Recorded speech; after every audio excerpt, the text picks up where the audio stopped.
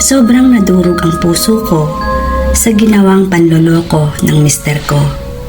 Kaya nagawa ko ang hindi dapat sa kabit nito. Itago niyo na lang ako sa pangalang Jocelyn, 35 taong gulang. Alam ko na marami ang huhusga sa akin. Nangyari ang kwento kong ito nang mahuli kong may kalaguyo si Arnel, ang magaling kong mister. At ang masakit nito, mismong kumare pa namin ang kinakalantari niya. Ninang ng panganay naming anak. Kung paano ko nalaman dahil sa hindi sinasadyang pangyayari. November 2023, sa isang sikat na fast food restaurant, nag-early dinner kami ng mga katrabaho ko. Dahil na-promote ang isa naming katrabaho, pinayagan kami ng boss namin na mag-early out. Sa isang table mula sa sulok ay kitang-kita ko ang mister ko at si kumare na itago na lang natin sa pangalang Arlene. Masaya silang nagkukwentuhan habang kumakain. Sa una, akala ko ay kahawig lang ni Arnel ang lalaki. Subalit, nang medyo maaninag ko ang mukha nito, sigurado na akong siya nga. Ang masaya sanang dinner namin ay napalitan ng galit at puot. Gigil na gigil ako sa kanilang dalawa. Lalo pa akong nagngit-ngit sa galit nang makita kong nakahaplos sa braso ng mister ko ang kamay ng makatikong kumare. Nahalata ni Aida ang pagbabago ng mood ko, kaya pasimple niya akong tinanong. Dahil ayaw kong masira ang moment ng mga katrabaho ko, kung kaya't nag-chat na lang ako sa kanya. Ang sabi ko, huwag kang magpapahalata. Lumingon ka sa gawing kanan mo, bandang dulo. At nang makita nga ni Aida, ay nanlaki ang mga mata niyang lumingon sa akin. Simpleng sinenyasan ko siya na huwag maingay. Tinapos ko ang dinner nang hindi nagpapahalata sa mga katrabaho ko. Nagpaalam ako sa mga katrabaho kong may emergency sa bahay, kaya hindi na ako magtatagal. Ganon din si Aida. Subalit ang hindi nila alam ay sasamahan ako ni Aida para sundan ang mister at kabit nito. Paglabas nila, agad kaming sumunod nang hindi nagpapahalata. Nag-grab kami at sinundan ang taxi na sakay nila Arnel. Lumiko ito sa kilala at sikat na hotel. Yung may signage na kulay pula na may babaeng nakahawak ng pamaypay. Alam na ng iba kung ano ang tinutukoy ko. Pagkuha nila ng kwarto ay agad din kaming nag-check-in sa kabilang kwarto na kinuha nila. Parang babasag ang eardrum ko sa mga halinghing at bawat pag-ungol na naririnig ko. Tahimik lang akong umiyak at pinakalma ako ni Aida. Inaya ko na siyang lumabas dahil hindi ko na talaga matagalan ang bawat ungol na naririnig ko kila Arnel at ang kabit nitong kumare ko. Pagdating sa bahay ay agad akong nagbihis at nagtungo sa bodega. Nag-chat na lang ako kay Arnel na sasaglit ako kila nanay at doon na rin ako magdi-dinner. Pero uuwi din ako kako, mga 9:00. Ang hindi niya alam ay nasa bodega lang pala ako. Nilabas ko mula sa lumang baol ni Lola ang mga iniwang gamit nito. Gamit na hindi na sana dapat pang ilabas at gamitin pa. Mula sa manika, mga karayom, langis na may mga ugat ng hindi matukoy na kahoy at iba pang mga gamit sa pangungulam. Binuksan ko ang cellphone ko at inuna kong binuksan ang profile ng kumare kong si Arlene. Unti-unting tumulo ang mga luha ko, kasabay ng mga bigkas na ritual na Latin. Nanginginig na ang mga kamay ko habang pinapatakan ng itim na kandila ang buong pangalan niya sa isang puting papel. Palakas ng palakas ang pag-usal ko habang nanginginig ang mga kamay ko. Nang matapos ang pagriritual, ay sinunod ko naman ang manikang gawa sa tela. Nagritual din ako doon at nang matapos ay pinahiran ko yon ng siling labuyo na kinuha ko sa bakuran namin. Kinaumagahan ay parang normal lang ang lahat nang makita ko ni Arnel sa kusina habang nagluluto ng aming agahan. Sinadya kong hindi siya kibuin. Nahalata ni Arnel ang kawalang gana ko sa kanya. Tinanong nito kung may problema daw ba ako. Mukhang naniniguro siya kung may alam na ba ako sa kalokohan niya. Pero nginitian ko lang siya at sinabing, "Wala, masama lang ang pakiramdam ko." Pagsisinungaling ko sa kanya. Paglabas ko ng bahay para pumasok na sa opisina, ay namataan kong may ambulansya sa bahay nila Maring Arlene. Napangiti ako ng lihim. Kasunod ko si Arnel para maghatid sa akin sa opisina. Bigla siyang napamaang nang makita ang eksena kila Arlene. Ako na ang nagkusang lumapit sa bahay nila at tinanong ang isang may katandaang kapitbahay namin na si Aling Lori. Tinanong ko kung ano ang nangyari, pero sa loob-loob ko ay alam ko na. Ang sabi niya sa akin, si Arlene sinugod sa ospital dahil sa sobrang hapdi at pangangati ng maselang parte ng katawan niya. Halos masugat na sa pagkakamot niya. Namumula din ang dalawang hita nito. Palagay ko ay hindi doktor ang kailangan niya. Parang may sumasalbahe sa kanya. Ang sabi sa akin ni Aling Lori, at tumango-tango na lang ako. Nagpaalam na ako sa matanda at lumapit kay Arnel. Inaya ko na siya para sumakay sa kotse. Halata kong hindi siya mapakali. At nang hindi ito makatiis, ay binasag na niya ang katahimikan. Ano nga pala ang nangyari kay Arlene? Bakit siya sinugod sa ospital? Tanong sa akin ng magaling kong asawa.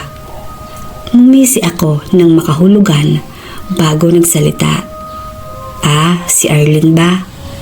Ayun at nangati daw ang maselang parte ng katawan niya.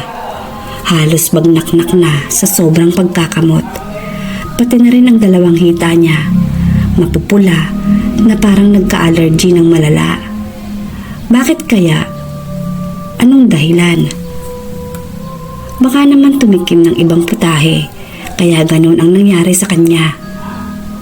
Ang sabi ko kay Arnel, at bigla nitong natapakan ang preno ng kotse. Muntik pa akong tumama sa dashboard nito. Kumunot ang noo ko sa galit, pero saglit lang yon. At ngumisi na lang ako ng nakakaloko. Hindi na ako nagtanong ng kung ano pa man sa kanya. Wala kaming kibuan hanggang sa ibaba niya ako sa opisina. Pero bago pa man ako bumaba, hinaplos ko ang braso niya at sinabing, "Enjoy," sabay baba sa kotse. Alam kong may gusto siyang sabihin pero hindi niya magawang magsalita. Wala na akong pakialam kung puntahan niya si Arlene sa ospital. Wala akong pinagsabihan kahit kanino ng ginawa kong paghihiganti kay Arlene. Kung hindi pa nila tatapusin ang kalokohan nila, ay mapipilitan akong tapusin ang buhay niya.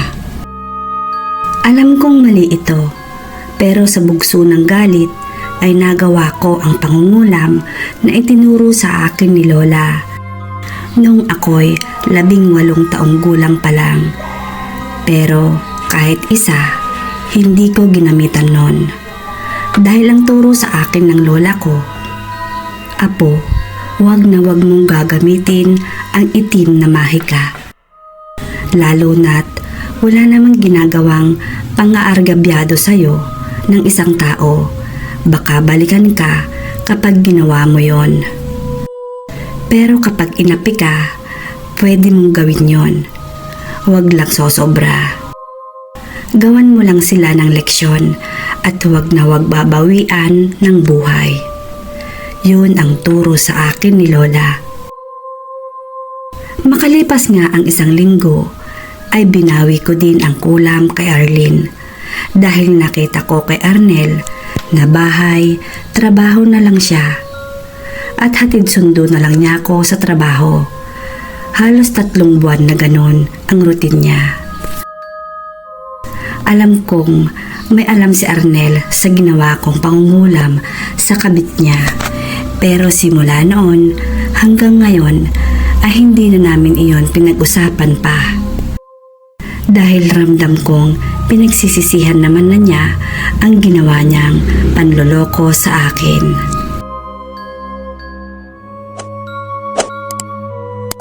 Ako po si Norlene. Nagtatrabaho bilang public teacher. 1 taon na rin akong nakatirang mag-isa sa isang maliit na apartment sa Quezon City. Tahimik dito, mura ang renta at walking distance lang sa palengke at LRT. Maayos na sana ang lahat kung hindi dahil sa unit sa ibaba.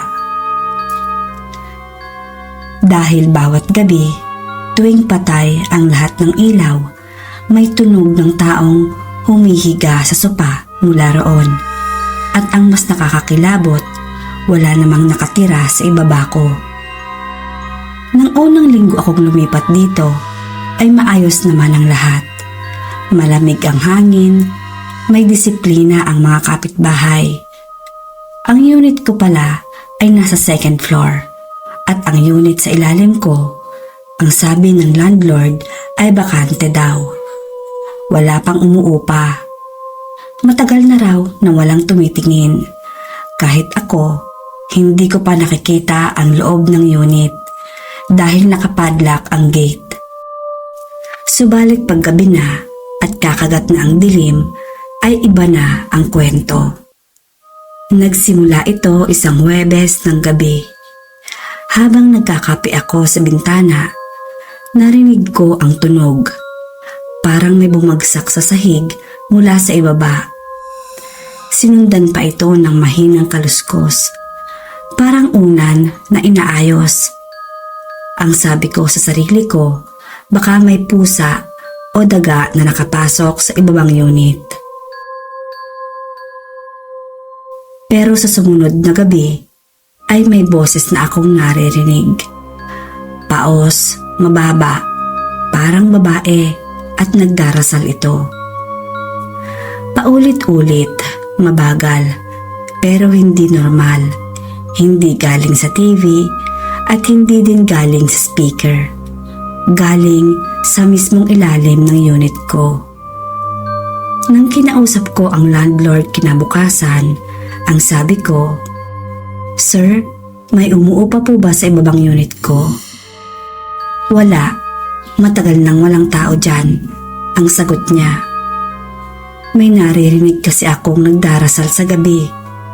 Muli kong saad sa kanya, "Hindi ka ba pinagsabihan ng dating nagrenta dyan?" Napakunot ang noo ko. "Hindi po, bakit ho ba?" "Huwag ka lang masyadong dumikit sa bintana at kung sakaling may makita kang sofa sa ibaba, ay huwag mong sisilipin."